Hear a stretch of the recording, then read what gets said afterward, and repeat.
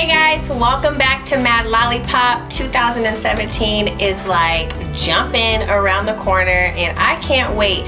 One thing that I have noticed on Instagram and Facebook and Twitter, social media platforms, that a lot of people are not really discussing like what New Year's resolutions they have. Another thing I've noticed is that 2016 has been quite a difficult year for a lot of people. Celebrities, mom and pops around the corner, just a lot of people in society. So I thought it would be great to kind of start off in 2016 and start off 2017 discussing attitudes of gratitude. So I want this to be a series. I definitely like sharing books that I'm interested in. I like to talk about makeup. I like to talk about all different types of transformation, and I want to make sure that I share with you guys different ways that you can incorporate transformation within your life. In 2016, I've definitely noticed a difference, and a lot of it goes back to gratitude and being grateful and being thankful for every and anything that you have, not just material things, but just people in your life, the way things come about and how they come about, being grateful for that, being grateful for breath. So that's kind of what I want to do. So I am going to start. Today is going to be our first segment of attitudes of gratitude. I'm going to give you guys just three aspects of how you can start transforming your life by incorporating these three things, and I hope it definitely helps you. Don't forget to subscribe. You can go ahead and click on the little amazing red button, and sometimes I do give giveaways, so if you do click subscribe and you make sure that you comment on one of my pictures on Instagram, then you can definitely qualify for a giveaway that's up now. So let's get right into it. Attitudes of gratitude. How many people you guys know I was gonna have a question. You guys know I'm gonna ask you something. How many people say thank you on a daily basis? I'm waiting. What was that? Once a day? Well, I definitely want to stretch your mind, stretch your spirit, stretch your soul, stretch your energy, because I strongly believe that being grateful can definitely change and transform your life. The first key: don't compare. I know a lot of people like to compare themselves to other people that they may know, compare their success to other people in their family, or feel like they need to live up to a certain person's expectation, compare themselves to their spouse. Unnecessary. Do not compare yourself to anybody. Be your authentic self, and be grateful for what you have. If you are have an apartment but long to have a house, be grateful for that period of you. Just be grateful for the apartment so that you can get the house, if you get what I'm saying. So don't compare yourself to any of the celebrities. I know that social media is so big now that you have a tendency to compare your body, compare your hair, compare your makeup, compare every ounce of you to another, compare what you eat. Don't do it. Just be grateful for what you have, and you just know that you are beautiful the way that you are. Also, with comparing yourself, if you compare yourself, it can kind of do a reverse. It can kind of be reversed, so that you compare yourself so much that you never can see any type of good transformation come about because you're so fixated on the next person. Don't worry about what other people are doing. Worry about yourself. Worry about what you got going on, and be grateful for what you have going on, because it's very important that you embrace your journey as an individual. Number 2,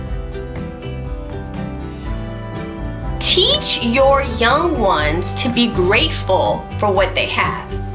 A lot of times I see a lot of children, very ungrateful. And the funny thing is, I was sitting 2, 3, 4 o'clock in the morning at Target waiting for the Nintendo with my wife, and the group of people that we were with all came from different backgrounds, all different ages.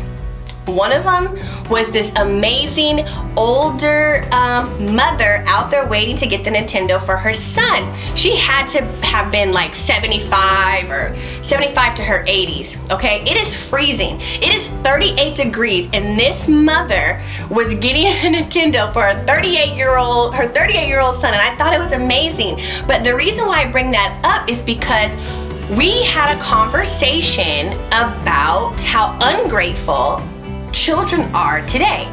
Children have a tendency to, not all children by the way, have a tendency to have the type of attitude of things should be just, you cook my food for me, you go work for me, you give me everything, and that's just how it is, because that's just what they feel that they want. Like, I don't get it. Like, I know that I have seen my nieces and nephews, I've only seen gratitude from them.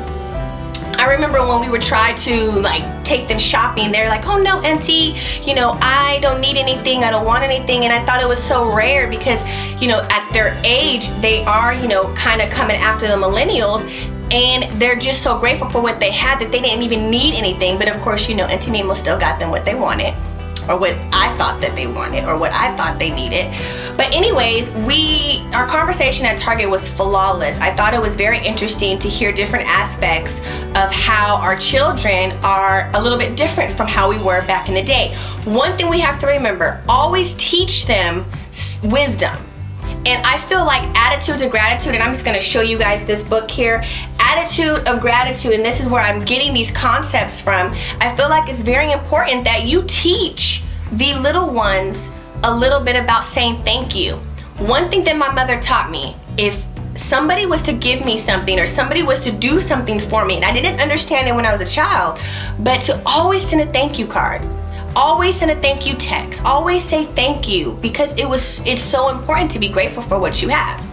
So I don't have children of my own, not yet, but I definitely will be incorporating this. And even if your children are around me, I'm gonna go ahead and incorporate it. Or even when I have conversations with my nieces and nephews, which are my pride and joy, I'm gonna make sure that I instill that transformation in them as well.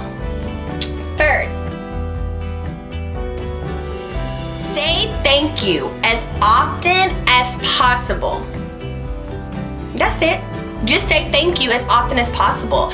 You know, it could be something so small as being able to be in the presence of another that you haven't seen in a long time, or just, you know, thanking your higher power for just, you know, the food on your table. You know, those type of things count. We may think that it doesn't matter, but it does. It does. I hope that you guys can go ahead and start the transformation now and start incorporating gratitude. I will put a definition of gratitude here. And I want you guys to take this into 2017. I hope that you guys are as excited as I am, and that this year in 2017, this new year, that each month that we can go ahead and start incorporating new aspects of attitudes, our gratitude. And I'll go ahead and share this book with you and put a link in the description box where you guys can get it, and maybe you guys can follow along. It's very interesting because I may just be giving you concepts, but it actually kind of breaks it down almost like in a devotional way. So it's very cool. And of course, I wanted to make sure you guys had that as well. So again, thank you so much. Don't forget to follow me on Instagram, Facebook, and Snapchat at Mad Lollipop. And please don't forget to share and like. Give it a thumbs up if you enjoyed this video. And don't forget to subscribe to my channel. I'm very grateful for all of you guys. And thank you so much for tuning in. Have a wonderful New Year's. Mwah! Bye.